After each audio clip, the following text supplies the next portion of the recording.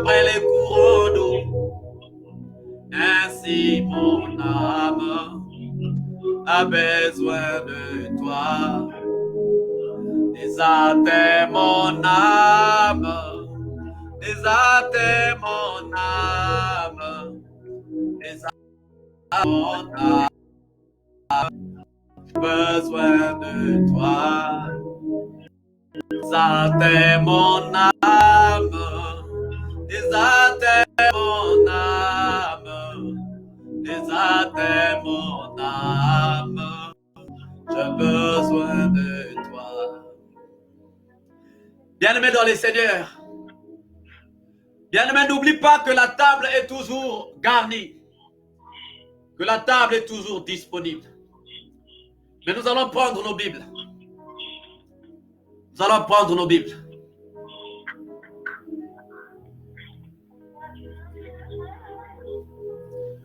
Nous allons prendre nos Bibles. Nous allons lire Genèse chapitre 41. Genèse chapitre 41. Nous allons commencer par ça. Genèse chapitre 41. Verset 56 et le verset 57. On va commencer par ça. Genèse 41, 50 et 57.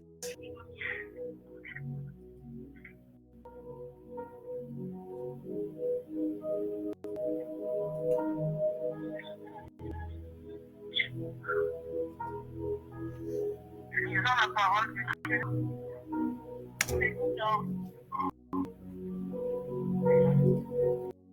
La femme répond ce qu'il vous dira. La femme revient dans tout le pays. Joseph ouvrit tous les lieux d'approvisionnement et rendit du blé aux Égyptiens. La femme remontait dans le pays d'Égypte. Et de tous les pays, on arrivait en Égypte pour acheter du blé auprès de Joseph, car était fort dans le pays. Amen. Amen. Amen, amen. Je vais relire pour ceux sur Facebook, parce qu'ils ont fait la remarque que lorsqu'on lit, on ne les entend pas bien. Alors, Genèse chapitre 41, verset 56 et verset 57. Alléluia. Donc, Genèse 41, verset 56 et verset 57. La famine régnait dans tout le pays. Joseph ouvrit tous les lieux d'approvisionnement et vendit du blé aux Égyptiens. La famine augmentait dans le pays d'Égypte.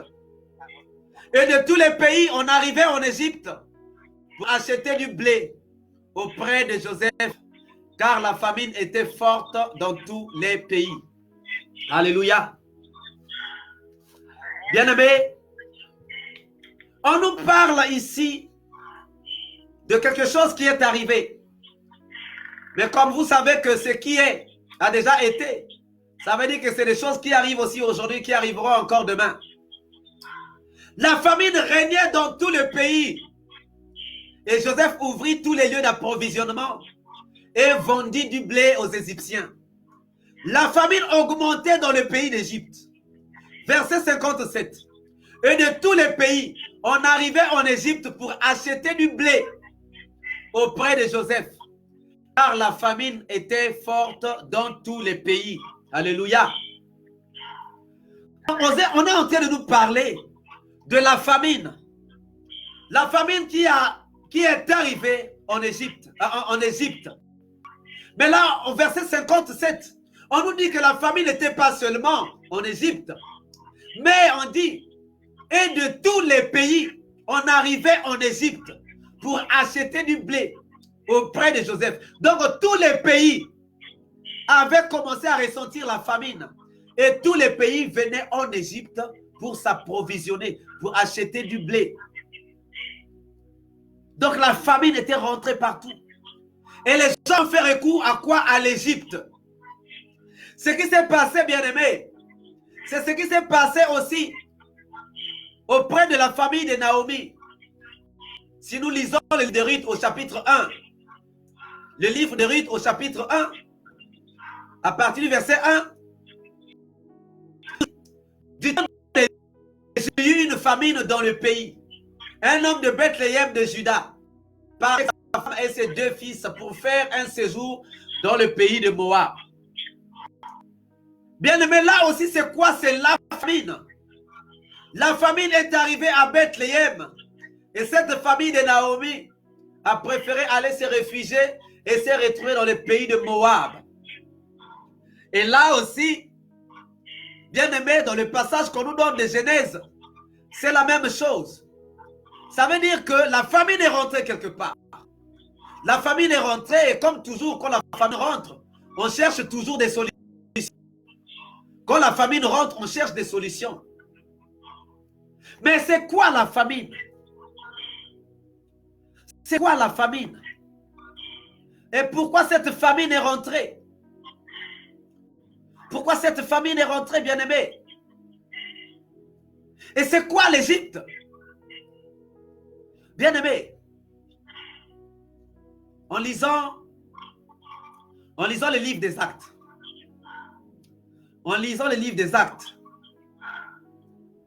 au chapitre 7, verset 39, il est dit, nos pères ne voulurent pas lui obéir. Ils les repoussèrent et ils tournèrent leur cœur vers l'Égypte. Nos pères ne voulurent pas lui obéir. Nos pères ne voulurent pas lui obéir. Ils le repoussèrent et ils tournèrent leur cœur vers l'Égypte. Si on comprend, on veut dire que nos pères, nos ancêtres, n'avaient pas voulu obéir à Dieu. Ils avaient donc repoussé Dieu. Et ils avaient tourné leur cœur vers l'Égypte. Donc nos pères ont refusé d'obéir à Dieu. Nos pères ont préféré repousser Dieu.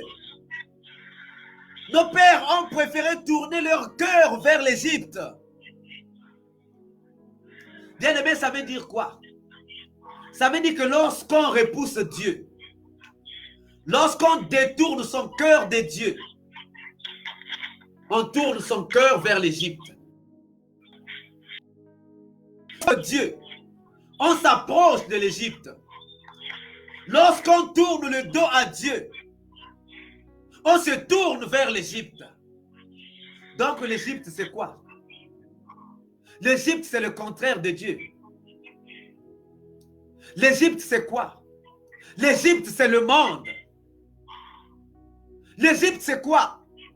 Si vous regardez bien le sens du mot Égypte, Égypte signifie emprisonnement. Égypte signifie limite. Donc en Égypte, c'est comme une prison. C'est-à-dire que tu es limité. L'Égypte signifie limite.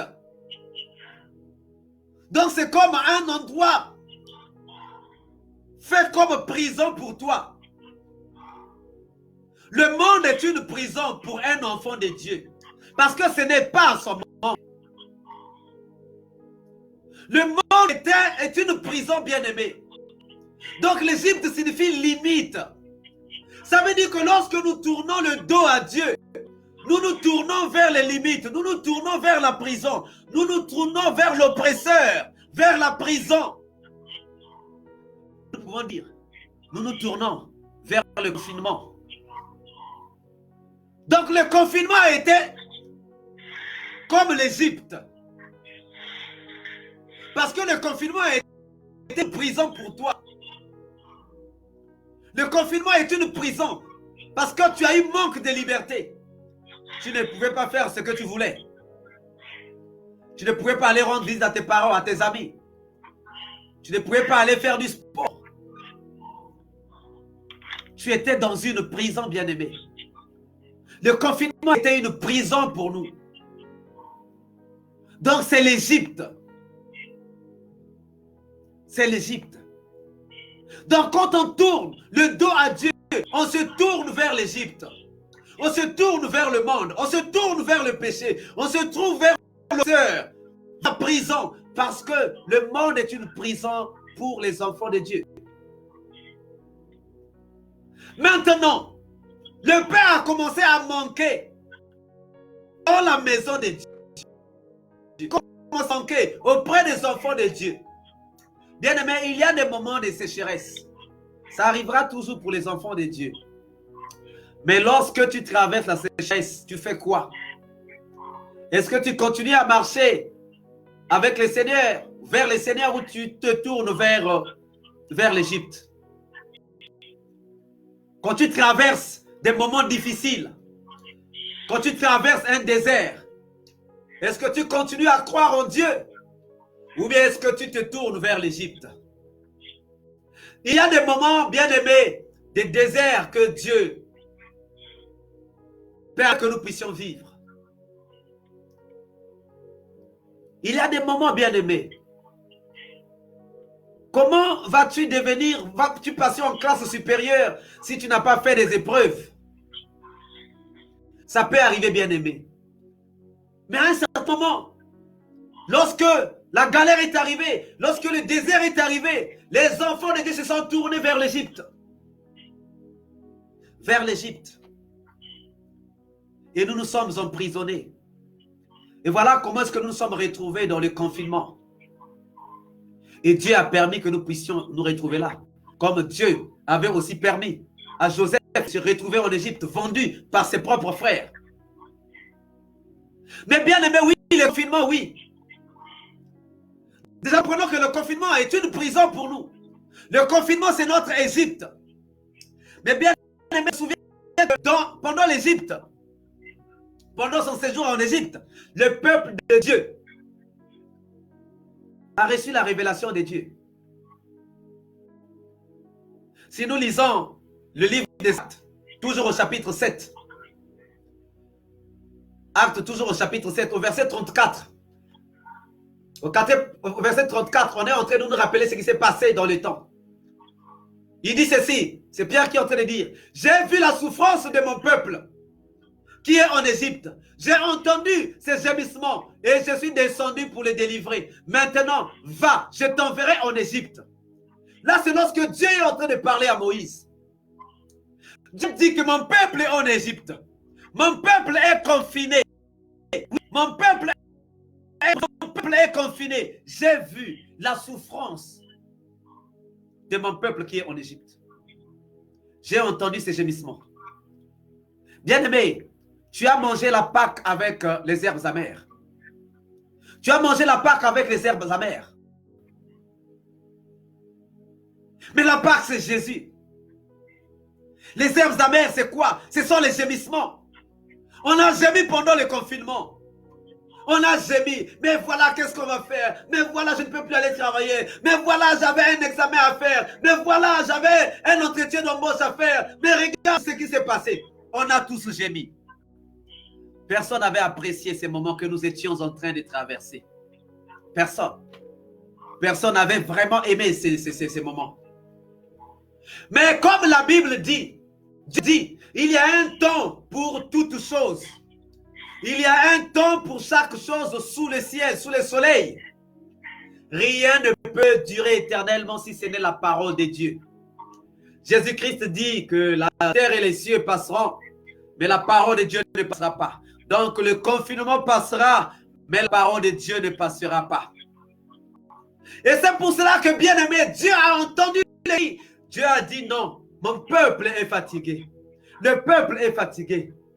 Il faut qu'il y ait un temps pour chaque chose. Et le temps du confinement, bien aimé, est en train d'arriver à la fin. Le temps du confinement est en train d'arriver à la fin. Le confinement est en train de perdre son emprise sur toi et moi. Ça a été long, mais le temps est passé. Parce que chaque chose arrive toujours à son terme. Chaque chose arrive toujours à la fin. Et le confinement, bien aimé, est arrivé à la fin.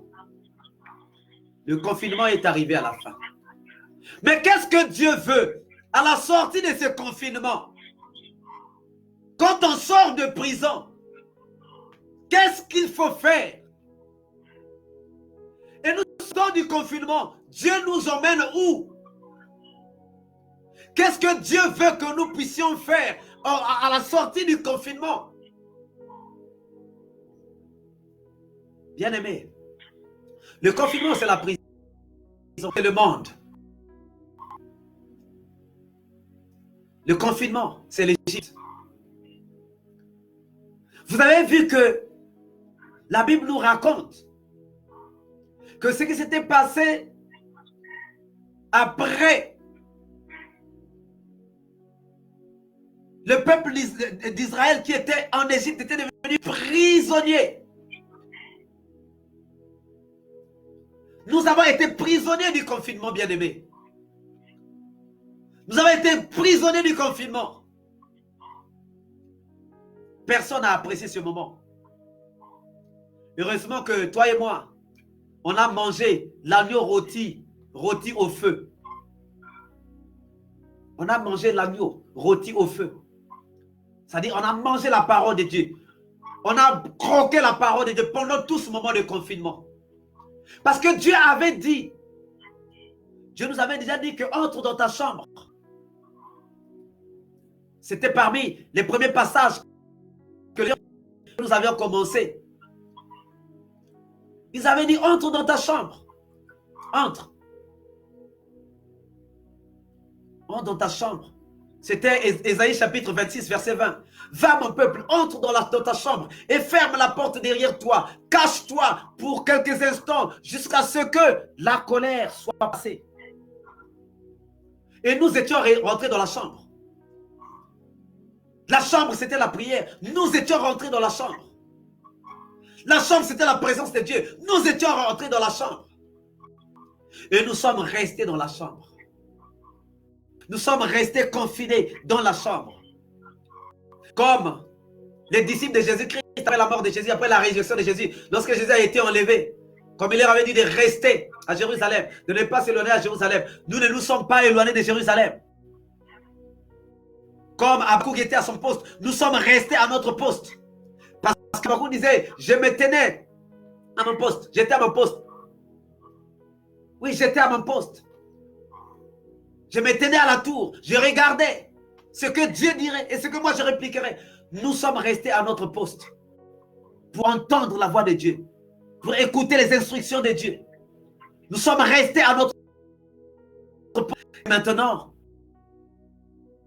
il est arrivé. Ce peuple-là a appris assez de choses pendant ce confinement.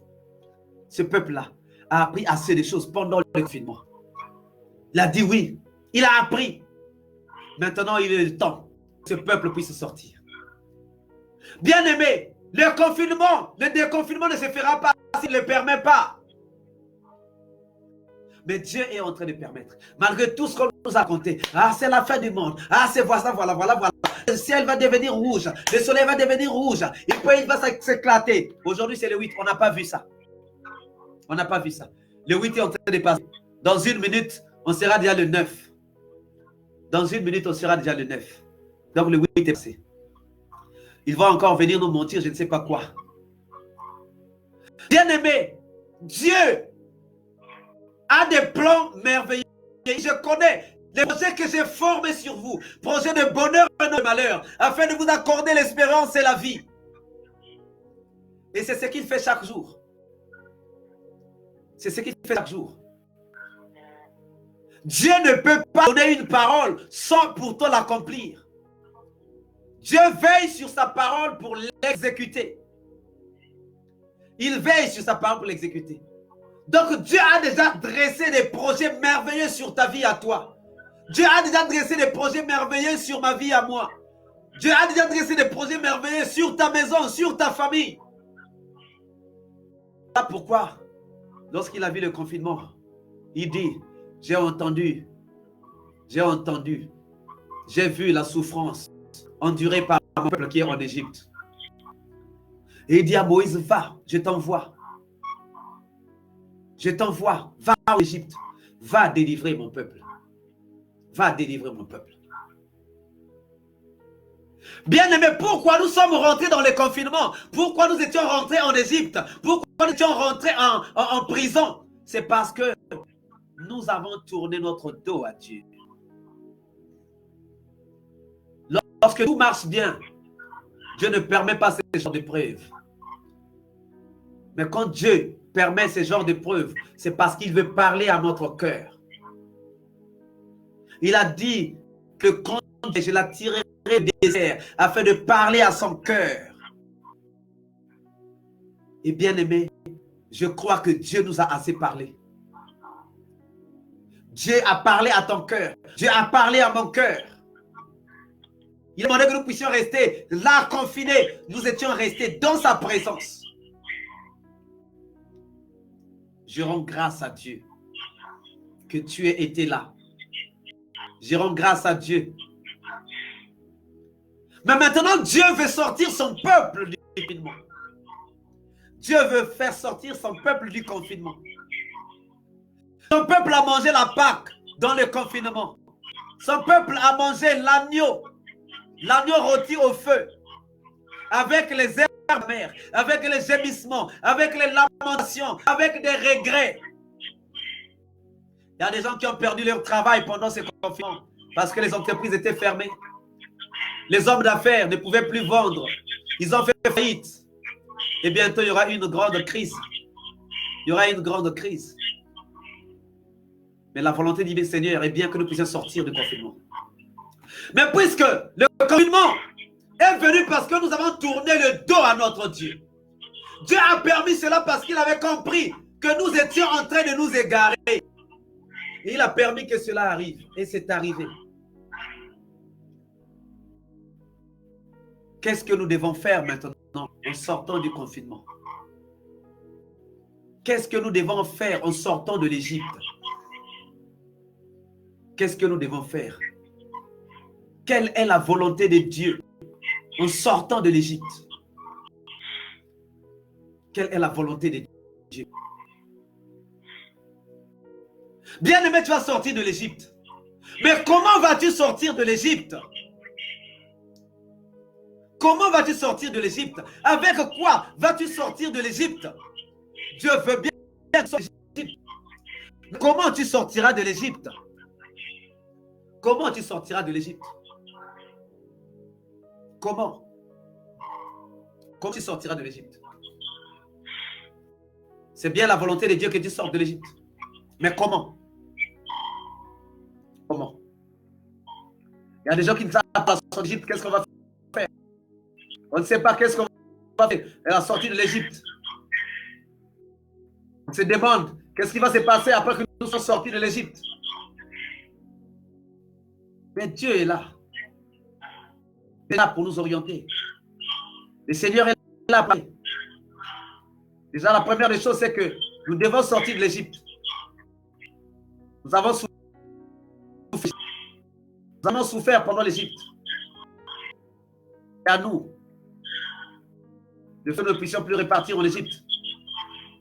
C'est à nous de veiller que nous ne puissions plus repartir. C'est à nous de veiller que nous ne puissions plus tourner le dos à Dieu. C'est veiller, bien-aimés.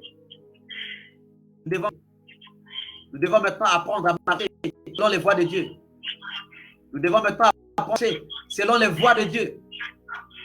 Et bien-aimés, lorsqu'on sort de l'Égypte, ce n'est pas pour aller n'importe où. Lorsqu'on sort de l'Égypte, bien-aimés, ce n'est pas pour aller n'importe où. Mais lorsqu'on sort de l'Égypte, le Seigneur nous dirige vers la terre promise. La terre promise, c'est vraiment sa présence à lui. La terre promise, c'est là où Dieu veut que tu sois. La terre promise, c'est ce que Dieu veut que tu vives. Bien-aimé dans le Seigneur, Dieu a un plan merveilleux. Dieu a un plan merveilleux. Un plan merveilleux, bien-aimé. Et son plan ce soir, c'est de te faire sortir, de te montrer bien le chemin de sortir de l'Égypte. Mais en sortant de l'Égypte, tu vas faire quoi? Comment tu vas te comporter? Alléluia. Comment tu vas te comporter en sortant de l'Égypte? L'Égypte, c'est la prison. L'Égypte, c'est le monde. Maintenant, si tu sors du monde, est-ce qu'il faut que tu reviennes dans le monde? Ou bien est-ce que tu dois rester à l'écart? Est-ce que tu dois avancer vers le Seigneur? Ce que Dieu veut, c'est que nous puissions aller vers Canaan. Nous puissions aller vers la terre promise, où coule le lait et le miel.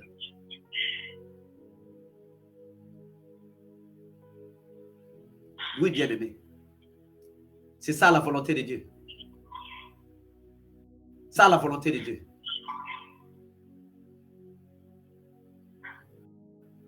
C'est ça la volonté de Dieu.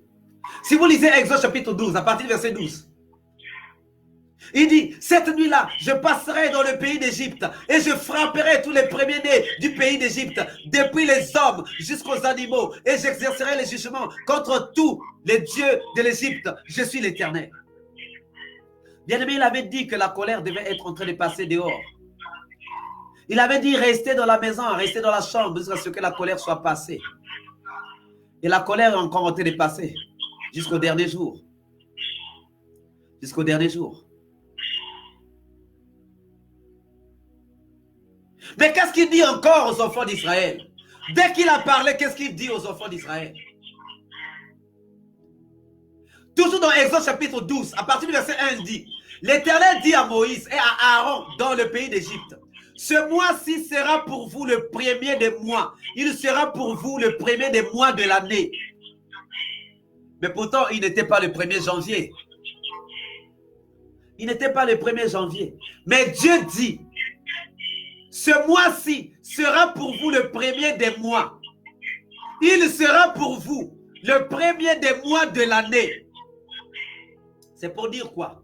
C'est pour dire que à partir de ce moment où Dieu est en train de parler, il ramène la vie des gens à zéro. Il ramène l'année à zéro. Il commence une nouvelle année avec nous. Ce soir aussi, bien-aimés, le Seigneur est en train de commencer une nouvelle année avec nous. Ce soir, bien-aimés dans le Seigneur est en train de commencer une nouvelle année avec nous. En sortant du confinement, nous allons vivre de nouvelles choses. En sortant du confinement, nous devons vivre de nouvelles choses parce que nous devons oublier notre passé et nous devons avancer vers la terre promise qui est Canaan, où le Seigneur veut que nous puissions arriver. Alléluia. Bien-aimé, tu es en Égypte, mais ce soir, tu vas déjà commencer à sortir de ton Égypte. Bien-aimé, jusqu'à dimanche, tu sortiras d'Égypte. Quelle que soit la prison qui est debout, que ce soit la prison dans laquelle tu te trouvais, bien-aimé, je peux te rassurer que la parole de Dieu n'est pas un mensonge. Dieu ne peut pas envoyer sa parole en vain. Mais quand Dieu envoie sa parole, c'est pour se manifester. Quand Dieu envoie sa parole, c'est pour que ça puisse avoir des effets. Quand Dieu envoie sa parole, c'est que sa parole est vraie. Ce mois-ci sera pour vous le premier des mois. Il sera pour vous le premier des mois de l'année. Parlez à toute l'assemblée d'Israël et dites, le 10e jour de ce mois, on prendra un agneau pour chaque famille, un agneau pour chaque maison. Si la maison est trop peu nombreuse pour un agneau, on le prendra avec son plus selon le nombre de personnes. Vous compterez pour cet agneau d'après ce que chacun peut manger. Bien-aimé, on a dit, nous allons manger l'agneau. Mais l'agneau là, c'est Jésus-Christ. Mais nous nous retrouvons en Égypte, en train de manger notre agneau. On nous donne l'agneau, nous allons le manger. Et nous avons mangé l'agneau pendant tous ces jours. Nous avons mangé un agneau rôti au feu.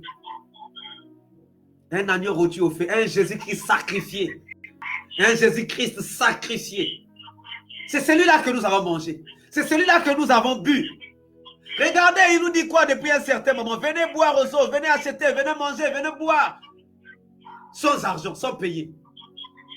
Nous étions en train de manger les Jésus-Christ sacrifiés. Voilà pourquoi, bien-aimés, depuis que nous avons commencé, Dieu est en train de faire des grandes choses. Dieu est en train de se manifester puissamment. Parce que nous sommes en train de manger l'agneau rôti au feu.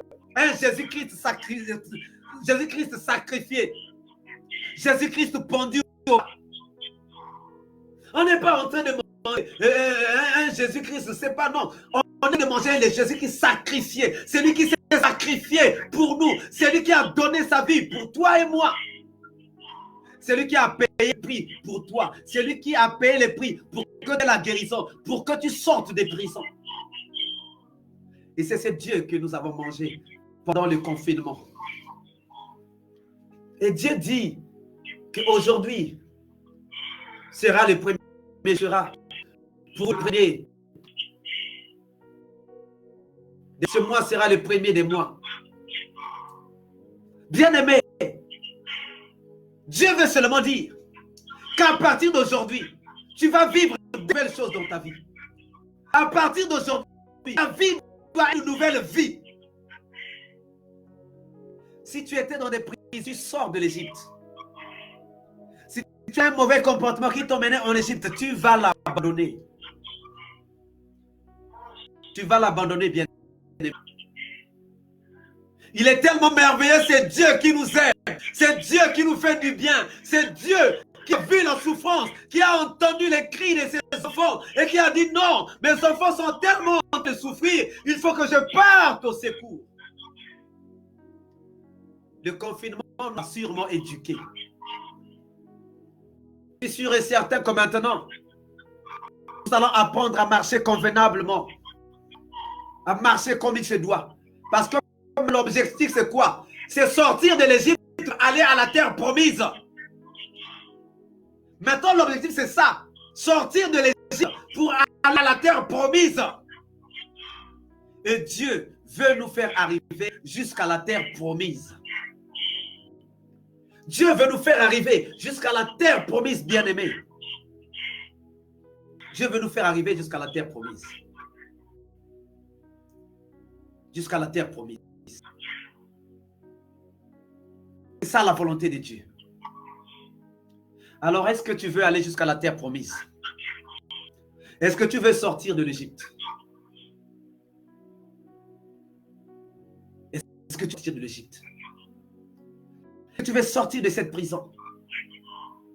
Et pendant que la table est là, et que Dieu dit aux enfants d'Israël de prendre la provision. Et les enfants d'Israël ont pris de l'or, ils ont pris de l'argent, ils ont pris. Les enfants d'Israël ne sont pas sortis de l'Égypte les mains vides. Non. Les enfants d'Israël ne sont pas sortis de l'Égypte les mains vides, bien-aimés.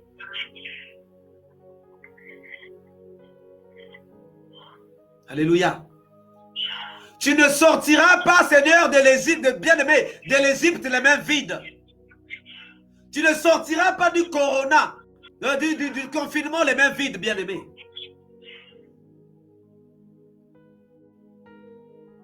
Alléluia.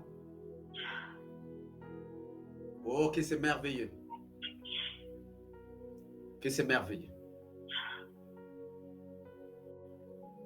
Bien-aimé, Exode chapitre 12, à partir du 20, si nous prenons à partir du verset 31, la Bible dit, dans la nuit même, Pharaon appela Moïse et Aaron et leur dit, levez-vous, sortez du milieu de mon peuple, vous et les enfants d'Israël, allez servir l'Éternel comme vous l'avez dit. Lorsqu'on sort de l'Égypte, c'est pour aller servir.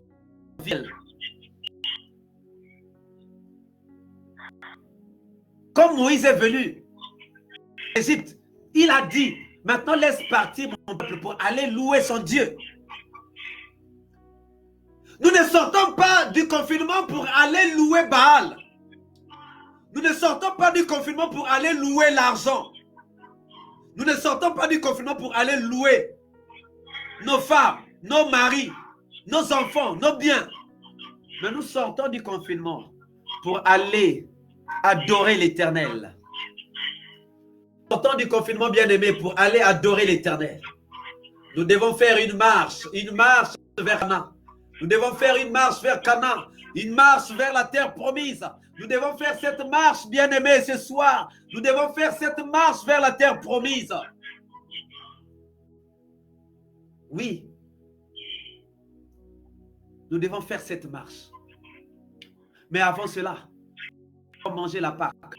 Avant cela, nous devons prendre. Nous devons prendre des choses. Nous devons faire des provisions. Nous devons prendre de l'or. Nous devons prendre de l'argent. La table est encore garnie, bien-aimés. La table est encore garnie. Alléluia. La table est encore garnie, bien-aimés. Bien-aimés, la table est encore garnie. Alors, tu vas commencer à élever ta voix. Tu vas commencer à dire merci à Dieu. Tu vas commencer à dire merci à Dieu pour cette parole. Et merci à Dieu pour sa volonté de te faire sortir du confinement. Tu vas encore dire merci à Dieu pour cette table qui vient encore de dresser. Élève ta voix et commence à élever. Seigneur Dieu d'amour, Seigneur Dieu de paix, nous te rendons grâce et te bénissons. Seigneur, nous te rendons grâce et nous te bénissons pour ton amour sans fin. Merci, ô Père de gloire. Merci, ô Dieu de bonté. Merci, ô Dieu de miséricorde. Merci, ô toi, le Dieu des dieux, le Seigneur des seigneurs. Toi qui te manifestes puissamment, Seigneur. Ce soir, Seigneur, nous te disons encore merci, Seigneur, pour ta parole, ô Dieu d'amour. Nous te disons encore merci, Seigneur, pour ta parole éternelle des armées. Nous te disons encore merci, Seigneur, parce que tu es manifeste. Tu te manifestes puissamment. Nous te disons encore merci, éternel des armées, parce que tu es le même hier, aujourd'hui, éternellement. Éternel Dieu vivant et puissant. Éternel Dieu redoutable et terrible. Éternel Dieu capable de grandes choses. Seigneur, ce soir, nous te rendons encore grâce, Seigneur. Merci pour ton amour sans fin. Merci, Seigneur, pour tes bontés. Merci, Seigneur, parce que tu te manifestes puissamment. Éternel Dieu d'amour, éternel Dieu de paix. Que ton nom soit magnifié. Que ton nom soit magnifié. Que ton nom soit exalté, Seigneur. Que